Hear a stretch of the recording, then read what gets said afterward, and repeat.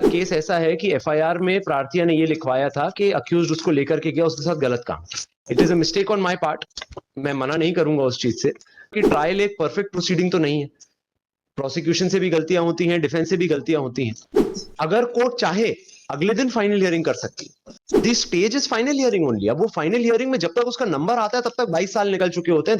For example, if I move a criminal appeal, मैं कभी bell लगाता ही नहीं हूं उसमें। प्रोसिक्यूशन ने भी उसको एग्जिबिट नहीं किया, ऑफ कोर्स उनकी रिस्पॉन्सिबिलिटी भी नहीं थी, वो तो मेरी थी। रिपोर्ट में पॉजिटिव है, वो तो सर प्लान किया गया है, वो तो मैं आपको डिस्क्राइब कर दूंगा। पर अगेन वो स्थिति अभी मैं I don't want to confuse the court. हमारे यहाँ ये बोलते हैं कि अगर मान लीजिए आपने एग्जिबिट नहीं कराया उसको, तो I will not let you argue. अंतरिक्ष से थोड़ी आए बेटा, यहीं का नहीं पड़े हुए हैं हमारे यहाँ। क्या नहीं सर, यहीं के है। That is true. विद्वान अधिवक्ता खड़ा है, कुछ ज्ञान दे रहा है। अरे नहीं प्राप्त भी कर रहा है सर, प्राप्त ज्यादा कर रहा है। आप मेरी तारीफ करो, मैं आपकी कर दूं। Now, Milaj, the facts of the matter are, आप सस्पेंशन ऑफ सेंटेंस पे नहीं कर रहे। सस्पेंशन ऑफ सेंटेंस सर अगर मैं 391 के अभाव में करूंगा तो it is not going to be profitable to me, क्योंकि प्रार्थिया की उम्र बहुत कम है। प्रार्थिया केस ऐसा है कि एफआईआर में प्रार्थिया ने ये लिखवाया था कि अक्यूज्ड उसको लेकर के गया, उसके साथ गलत काम। 161 भी पुलिस ने वैसे ही रिकॉर्ड किया। 164 स्टेटमेंट जब प्रार्थिया का हुआ, उसमें वो बोलती है गलत काम नहीं किया था, वृक्षस्थल दैट इज द ब्रेस्ट, उसको फॉन्डल किया गया था। 376 का कोई एलिगेशन 164 में वो लगाती नहीं है। चालान पेश हो गया था। At that time I was granted bail of 439 also based on the 164 statement. During the entire course of trial, the defence neither the prosecution never got the 164 statement exhibited. It is a mistake on my part, मैं मना नहीं करूंगा उस चीज से। But the 164 statement is the most material piece of evidence in this case, my lords. Now, what I wish to show, my lords, is the IO. जब वो court में आते हैं, प्रार्थिया ने तो अपना 376 का एलिगेशन लगाया। 191 का एप्लीकेशन तो फाइनल आर्गुमेंट पे हर्ड होगा। फाइनल आर्गुमेंट के स्टेज पे ही हर्ड होएगा सर। तो फिर अभी तो फाइनल आर्गुमेंट की स्टेज नहीं है ना। The other difficulty would be, my lords, usually what happens in the High Court is appeals when we file. The general procedure जो हमारे अभी तक सेशंस कोर्ट में, तो क्योंकि पेंडेंसी इतनी नहीं है तो पॉसिबल होती है कि अपील्स बहुत जल्दी निराकृत हो जाती है सेशंस कोर्ट में, जो मैजिस्ट्रेट की अपील्स है। हमारे यहाँ पे sir of course they go on for 20s of years sometimes. Now in these circumstances there's an argument which is made, एक बार अपील एडमिट हो गई है, till the time it is not heard, effectively it is ripe for final hearing only. तो इसमें जैसे trial के दौरान कोई इसमें इंटरलॉक्यूटरी सब्सटैंटिव इफेक्टिव स्टेज नहीं है। वो तो हमने बेल मूव करी है, इफ दिस कोर्ट प्लीजेस मैं उसको विड्रॉ भी कर लूंगा, that does not matter much to me right now. What matters more to me right now is the 391 application, क्योंकि even if I am granted bail right now, later on I will not be able to make a defense out. So if your lordships could just have the evidence of PW7, जो IO हैं, वो अपने बयान में जब उनका कथन होता है कोर्ट के सामने, हर दस्तावेज को प्रमाणित करते हुए आए, मैंने नक्शा बनाया, प्रदर्श फलाना फलाना है, मैंने कथन लिए फलाना फलाना है, मैंने एफआईआर दर्ज की है। आप आईओ को क्या प्रोसिक्यूशन की ड्यूटी है ईच एंड एवरी केस पे डॉक्यूमेंट को एग्जीक्यूट करें? नहीं, ड्यूटी तो मेरी थी सर। फिर और मेरी ड्यूटी सिर्फ 164 को एग्जिबिट करना नहीं थी, मेरी ड्यूटी तो वो कमीशन निकालना भी था, कंट्राडिक्शन ओमिशन करना। हाँ, मेरा तो वो भी था कि आपने ऐसा कोई कथन मैजिस्ट्रेट के बयान में नहीं किया, कोई कारण बता सकते हैं कि नहीं बता सकते। I have not done that also, I fairly submit, but my only humble submission is, my lords, there is a defect on part of the defence. The intent of the legislature by having section 391 was, resume किया गया था legislature के दौरान कि trial एक perfect proceeding तो नहीं है, प्रोसिक्यूशन से भी गलतियां होती हैं, डिफेंस से भी गलतियां होती हैं। नहीं, it is not proper stage for hearing 391 court. मतलब दिस अपील, मैं आपसे वही तर्क कर रहा हूं, एक टेक्निकल आर्ग्यूमेंट है। एक once an appeal is admitted, अगर कोर्ट चाहे अगले दिन फाइनल हियरिंग कर सकती है। हमारे यहाँ पेंडेंसी के कारण नहीं हो पाती। इसमें again the courts are nowhere to blame, मैं वो बिल्कुल नहीं कह रहा हूं, पर क्योंकि पेंडेंसी इतनी है तो वो फाइनल हियरिंग उसकी हो नहीं पाती है। अदरवाइज एक बार मामला एडमिट हो गया, the stage is final hearing only. अब वो फाइनल हियरिंग में जब तक उसका नंबर आता है तब तक 22 साल निकल चुके होते हैं। दैट्स अनफॉर्चुनेट, क्योंकि हमारी पेंडेंसी होती है, उसका कुछ किया नहीं जा सकता। But my only humble submission is, my Lord's, an application under section 391 can be entertained at the stage of final hearing. That is true. In this case, my lords, my only humble submission is the case, apart from my application for suspension of sentence, effectively the case remains to be in final hearing only, बस number आने तक के लिए रुके रहते हैं. For example, if I move a criminal appeal, मैं कभी बेल लगाता ही नहीं हूं उसमें. कोर्ट ने एडमिट किया, that goes into due course. From that date is considered to be in final hearing. Now the registry is waiting for its turn to come.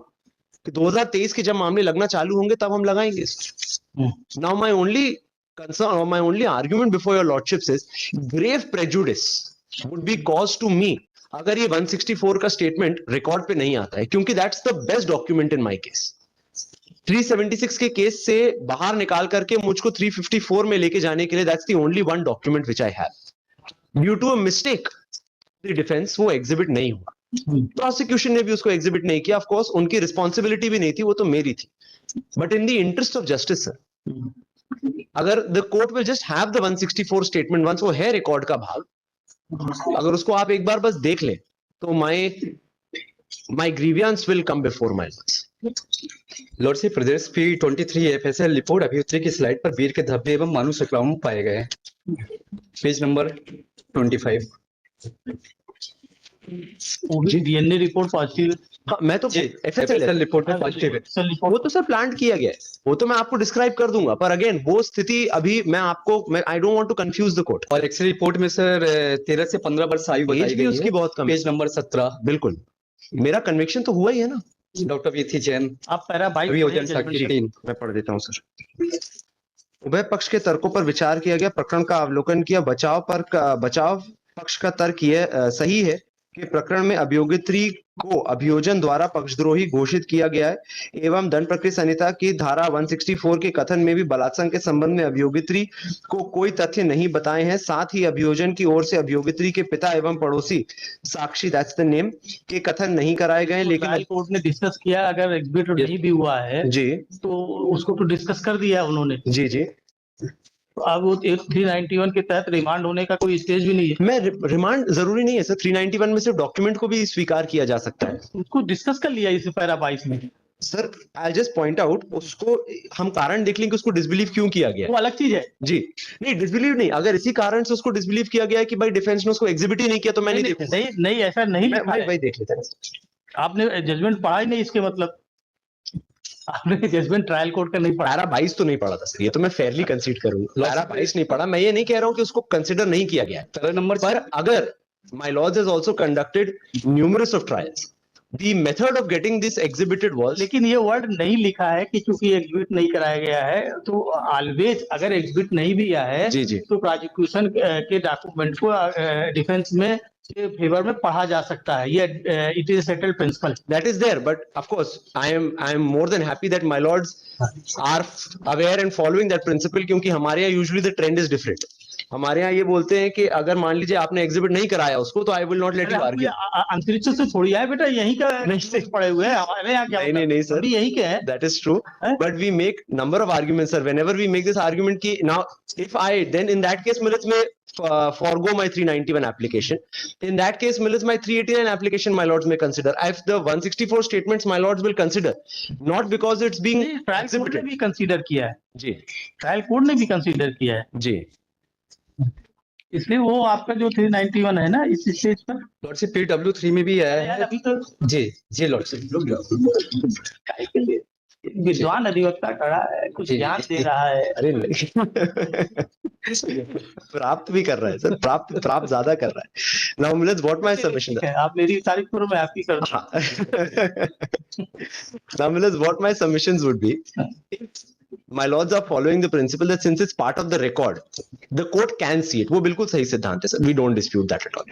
If that be the case, my lords, my submission would be, even if we see the POXO Act, the POXO Act, when we read relevant provisions of the POXO Act, 164 has been given slight importance over 161. हालांकि 164 और 161 का जो purpose है वो सिर्फ contradiction और omission है. तो उसको डिस्कस किया है ट्रायल. बिल्कुल और उसको डिस्कस करके डिसबिलीव किया गया है. मेरा ये निवेदन है. तो अब आप बोलो, पहले ये 391 पे बोलो और 389 पे क्या करना है ये बताओ जी. My lords, my submission is that if my lords are of the opinion that the application under section 391 is redundant and the court has believed or discussed the 164 statement in paragraph 22, ये तो मैं उसी समय लिखूंगा ना, आज तो नहीं लिखूंगा. Then के समय ही आएगा. लेकिन मैंने आपके देन माय लॉर्ड्स में leave my section 391 pending, final hearing के टाइम पे हाँ। डिस्पोज हो जाएगा, ये एक कर सकते हैं मतलब that will ease the always होता भी यही है। हाँ जी हाँ जी। Now for 389 my lords, what I would submit is there was no offense under section 376 ever committed. The offense मैं 363, 366 और 354 को अभी विवादित नहीं करता. All I dispute is section 376 because if your lordships will see the 164 statement, in that 164 statement the prosecutrix has categorically stated that all he did was he took me, he kept me in a place और वहां पे ले जा करके उसने मेरा वृक्षस्थल छुआ और उसके बाद वहां से कुछ मोटरसाइकिल निकले तो वो हम लोग फिर वहां से भाग गए. Now my only submission would be Millets, at best section 354 or even if we consider the other facts and circumstances could be 376 511. But insofar as a simpliciter conviction under 376 is concerned, that will be difficult for the prosecution to sustain at the stage of final hearing. मैं ये नहीं कहता असंभव है, क्योंकि उनके पास में FSL report जैसे कि वो बता रहे हैं कि वो पॉजिटिव भी है, तो उनके फेवर में दैट पॉइंट गोज. ये आपको भी मालूम होगा यार. हाँ जी, वो क्या बता रहे हैं, नहीं, सब लिखा होगा. इट एग्जिस्ट, वो FSL की रिपोर्ट है, रिकॉर्ड पे है. अब FSL की रिपोर्ट को मैं विवादित जरूर करूंगा. FSL की रिपोर्ट को मैं ये बोल करके विवादित करूंगा, एक 2023 का जजमेंट आया सर राहुल वर्सेस स्टेट, उसमें DNA रिपोर्ट को सुप्रीम कोर्ट ने डिसबिलीव किया था सिर्फ इस ग्राउंड पे कि क्योंकि मालखाना रजिस्टर मेंटेन करके पुलिस द्वारा नहीं रखा गया था, तो चेन ऑफ कस्टडी को असुरक्षित मानते हुए हम उसको डिसबिलीव कर रहे हैं. हमारे केस में भी कोई मालखाना रिकॉर्ड नहीं है. But just talking about prima facie points, क्योंकि हम suspension सुन रहे हैं यहाँ पे, my submission would be that considering the 164 statement, at best the case would be 376 511 or 354. Slightly 354 की तरफ ज्यादा झुकाव जाता है 164 की लैंग्वेज के अनुसार.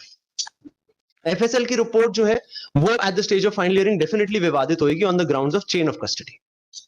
Now Millets, from the date of judgment मैं कस्टडी में रहा हूं, मुझको 1 साल के ऊपर तो सिर्फ अपील में हो गया है. एंड उसके at this stage I am not inclined to give bail suspension of sentence.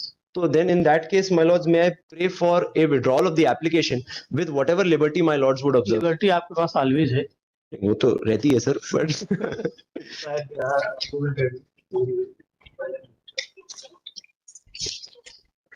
my lords may post this for my lord either consideration of my 391 application और फॉर फाइनल हियरिंग, क्योंकि difficulty क्या जाएगी sir, registry के लिए अगर एक आईए pending है जैसे 391 की, तो वो बार बार मोशन स्टेज पे ही लगाती रहेगी केस को. कर देना 391 application is heard in stage of the final.